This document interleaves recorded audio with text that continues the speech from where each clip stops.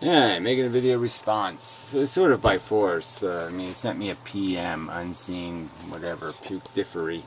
You're just like, big threat, you know, hey, you better respond to this video. I screenshot this PM. I'm going to prove you're wrong about something, blah, blah, blah, blah, blah.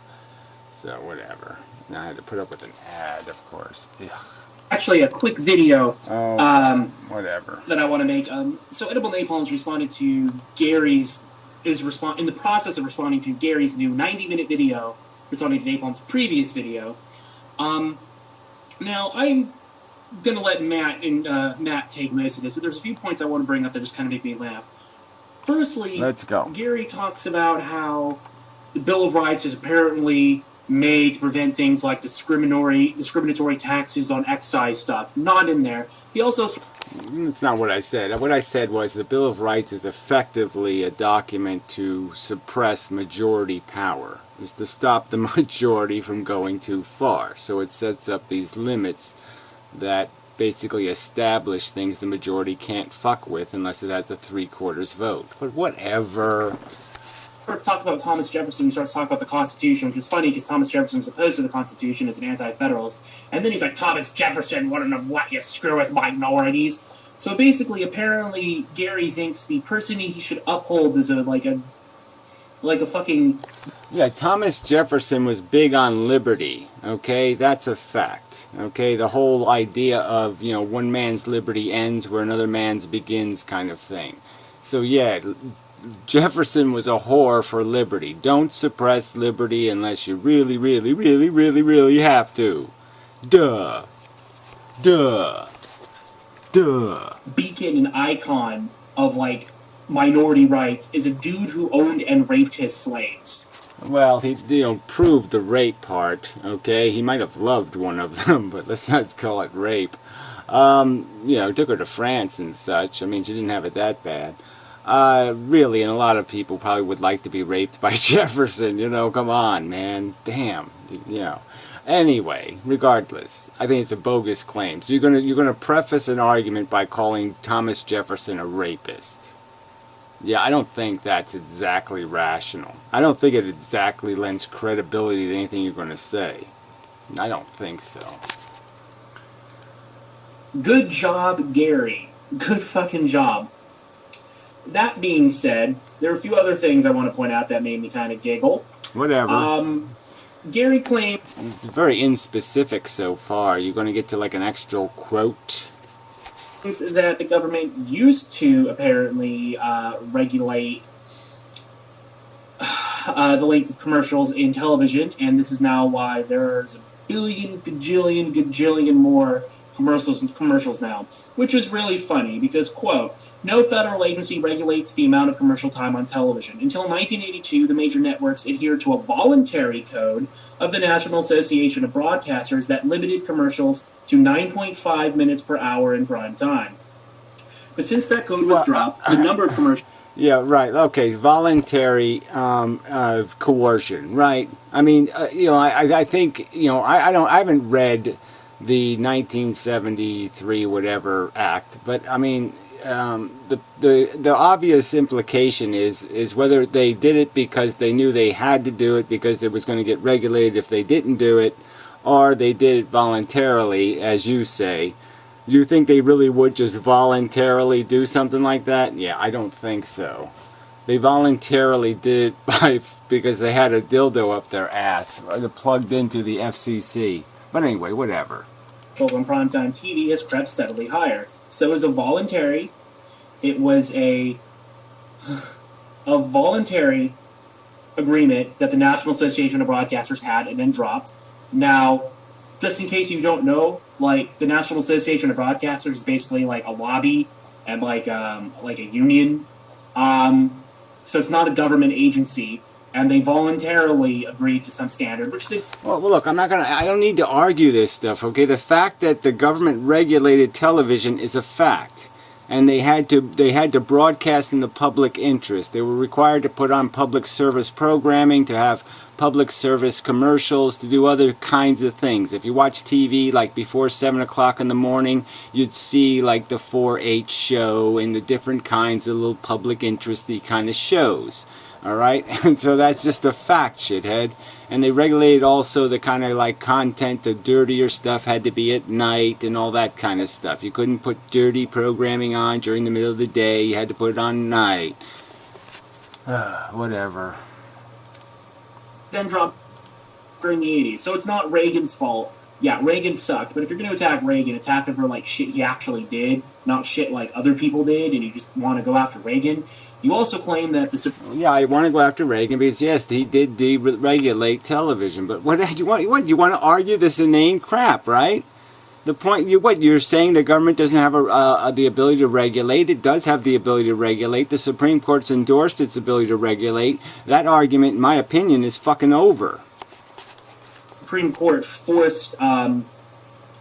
basically forced public broadcasting to occur. Public access channels, or PEG channels, they're usually more properly known. Which stands for public access, education, and government, I think. That's actually false, because the FCC tried to do this in the 70s, and Supreme Court actually found it unconstitutional in FCC versus Midwest Video Corp, which led to, I can actually quote from the syllabus if you want to have it pulled up. What? So what? You wanted me to prove you wrong again? Is it what? We're going to have to play what? Let's look it up on the internet.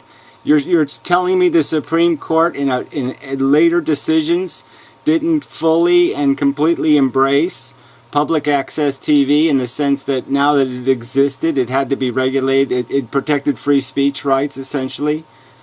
There's many cases that came before the Supreme Court over what you're allowed to say on television and in public access channel. And the court basically said it has to be the same rules there are everywhere else, and that this idea of putting stuff on late at night is probably a good idea, and they endorsed that. And those were the restrictions, but you couldn't discriminate in how people gained access to public access. The access had to be non-discriminatory, which means if you had too many people requesting access, then you had to have a lottery or some other system that was fair. Duh.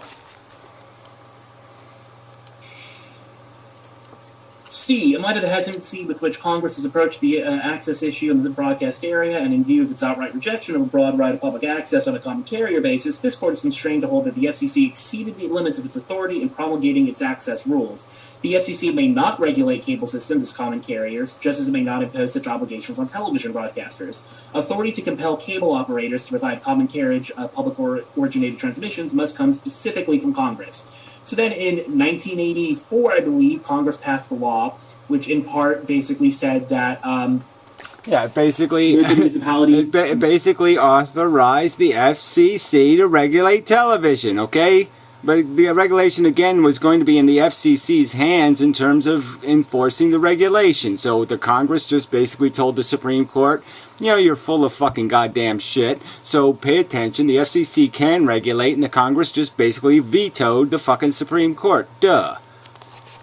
May require cable companies to carry public access channels.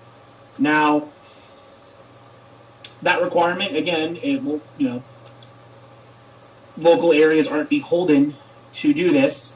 So many have opted out, which has actually caused, some more people to complain about this, and why they want to pass a law that would require it everywhere in the country.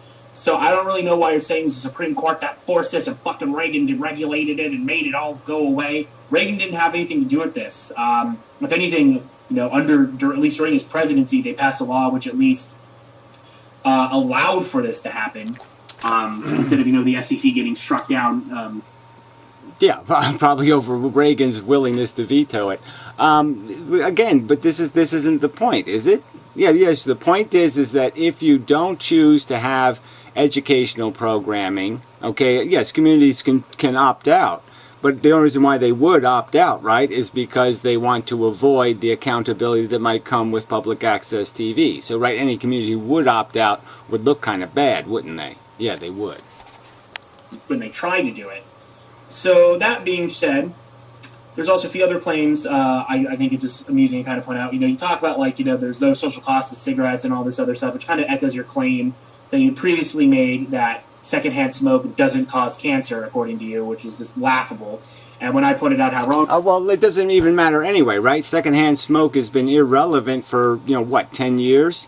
I mean, because they've regulated the fuck out of where people can smoke cigarettes now, right? So you don't have smoke-filled restaurants, you don't have smoke-filled bars, you don't have any of these smoke-filled areas anymore. So it's an irrelevant point anyway.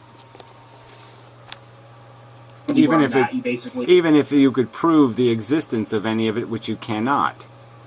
They just start accusing, the government is just lying about it, sort of crap.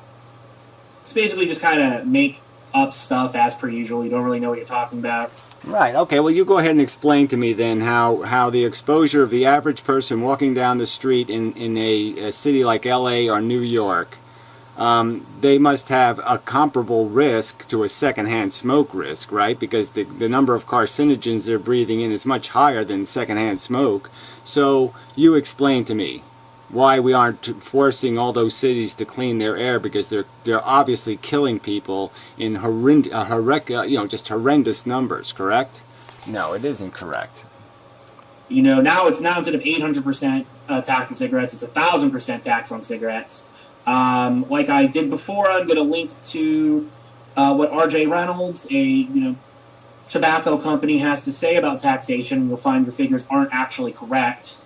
Not even. Well, why would you go there? Why don't you just go find the production cost of cigarettes and go ask anybody who smokes cigarettes, and you'll know what the production cost of cigarettes were before taxation.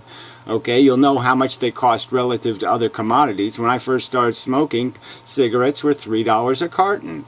Okay, and now they're $60 a carton. So go find some other commodity somewhere that has gone up that much. That's over 2,000%, right? I think 2,000%, $3 to $60. Really in the same ballpark, as far as I can tell.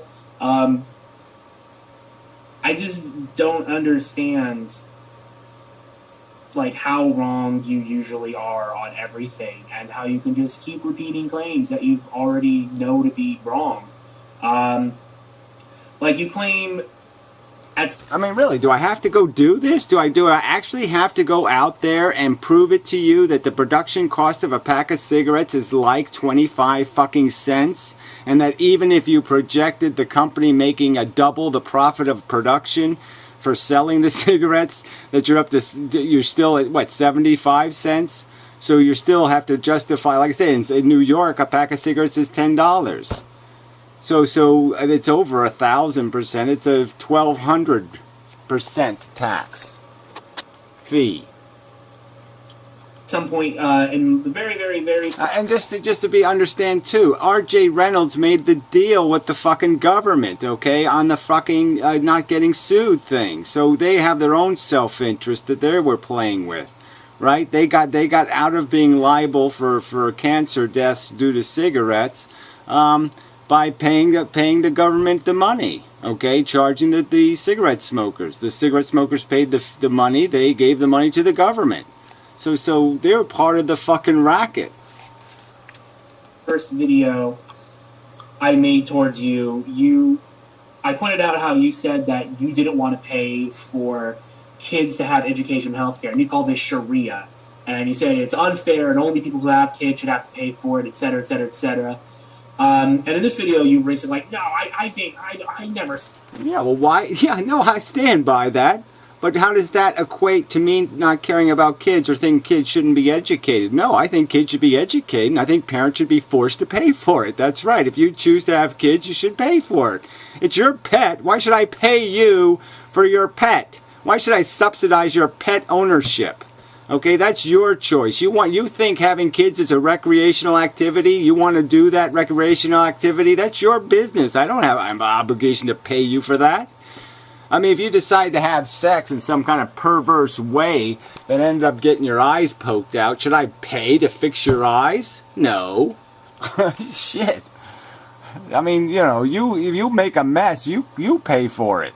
Why should somebody else have to clean up your mess? So let's see what he used here for the link to the price of cigarettes.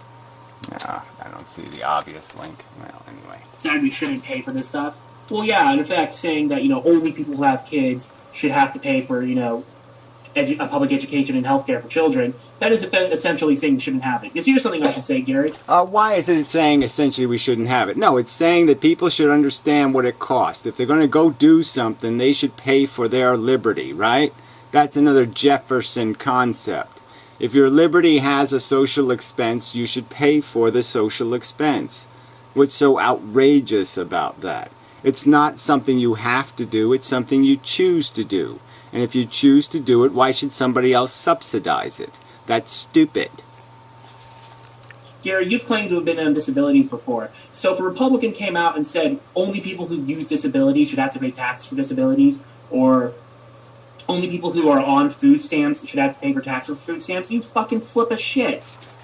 It's called, Social Security, it's called an insurance. And that's what it is, it's insurance.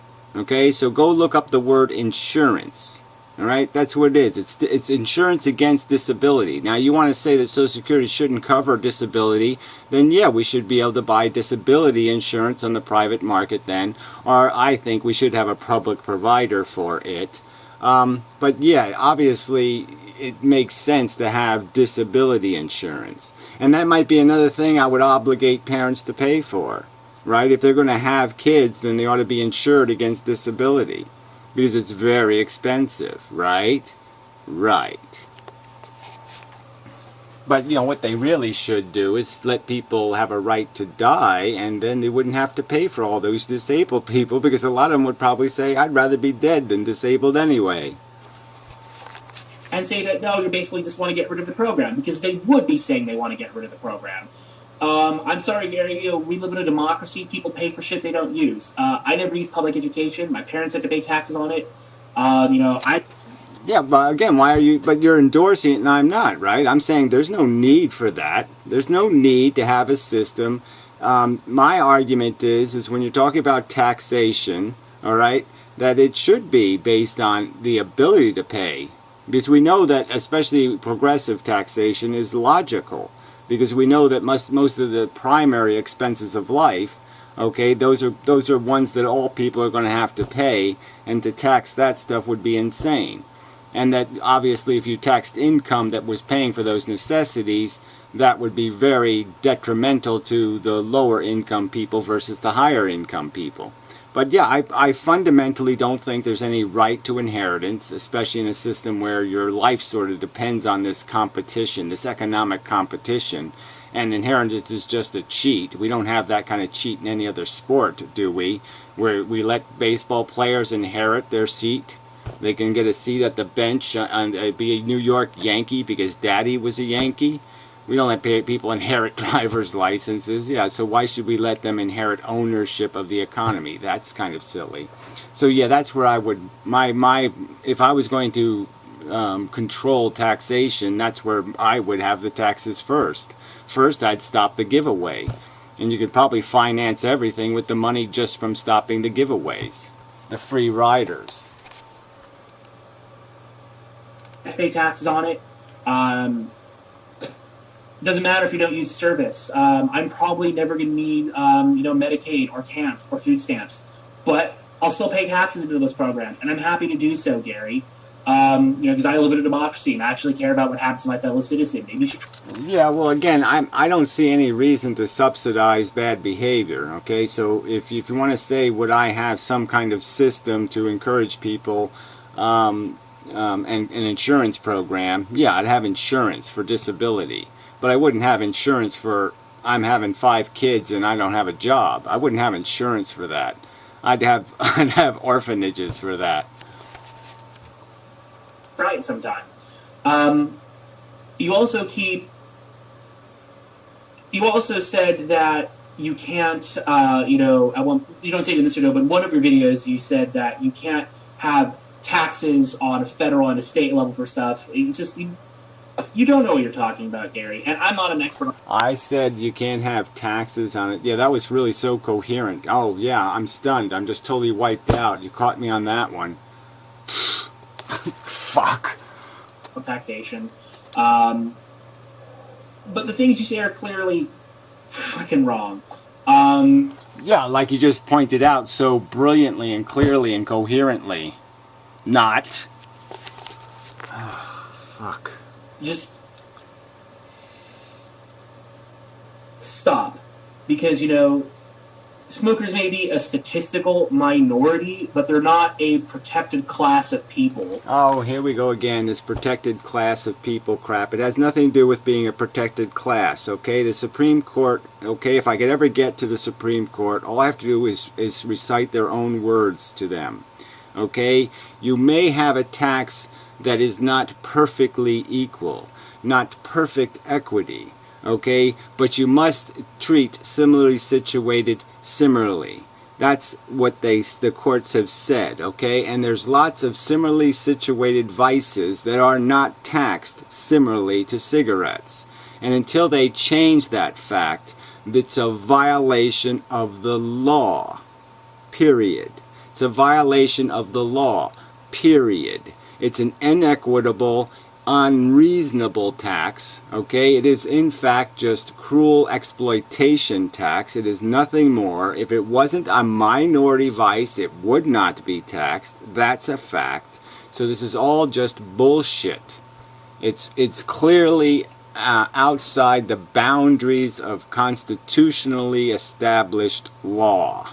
It is not similarly taxed. It's dissimilarly taxed, and it's dissimilarly taxed for one reason, and that's because cigarette smokers have no political clout. They require neither the Democrats or the Republicans to protect their rights, and therefore they have no rights. Period. Some groups you can discriminate against legally. There are certain... Not with the tax code you can't, okay? And that's the point. You can't use the tax code this way. That's why prohibition didn't happen through a taxation. It happened through a constitutional amendment, which requires a 2/3 vote in Congress where all they need was 51% to raise taxes. Okay, if the prohibitionists wanted it to do, if they existed today, yeah, they would do it this way, because now we have the new legal precedent, which is, even though the law says you can't do it, you can apparently do it. So you just raise a tax. You don't like a certain liberty, you don't like a certain behavior, just tax the fuck out of it. And it's totally against constitutional principle. It's not what the tax code is for, and it's just wrong as fucking wrong can goddamn be. It's un-American as you can goddamn get. You have no right to tax liberties beyond their social criminality, beyond their social burden. And to do anything more than that is to be a bigot. Classes protected people, and some classes are more protected than others under the law. Smokers as a group... It doesn't matter. Liberty is protected under the United States Constitution. The word liberty is in there. See? Pursuit of happiness and liberty and such. That's the whole point of the goddamn fucking thing. Are a protected class. So, just go away. Well, again, it doesn't have to be a protected class, okay? Just go look up the words. Similarly situated, taxed similarly. Those are the words in the Supreme Court decisions, okay? So it's not about being a protected class. It's about how you're supposed to use the tax code, and you're not supposed to use the tax code this way. Unless you can make a distinction between this vice and these other vices, which you cannot. There is nothing especially different about cigarettes than these other vices, and this is all just because of convenience, and it's just exploitation, and it's just grotesque discrimination, and you don't want to admit it, and that's all there is here. You just don't want to admit the simple truth. Alright, that's all it is. It's just exploitation of a minority that you people don't like. Period. Nothing else. Just go away. You don't know what you're talking about, and you're going to lose again, just like you always... You keep fucking talking like, oh, you're some fucking legal expert, and all the government is the injustice system, all this stuff. Gary, Never won a court case. No. Exactly, right. Well, doesn't that give you experience, though? When you go into a courtroom and a judge says something stupid, you say cruel and unusual punishment, and the judge says we can put people in jail. Well, that wouldn't make any sense, right? That's not answering my claim of cruel and unusual punishment, is it? Saying we can put people in jail doesn't really answer the accusation of cruel and unusual, does it? No, it doesn't. Then you go to an appeals court and you say, this didn't answer my case claim, and they say, we don't have to write a decision. He's right. We just say he's right.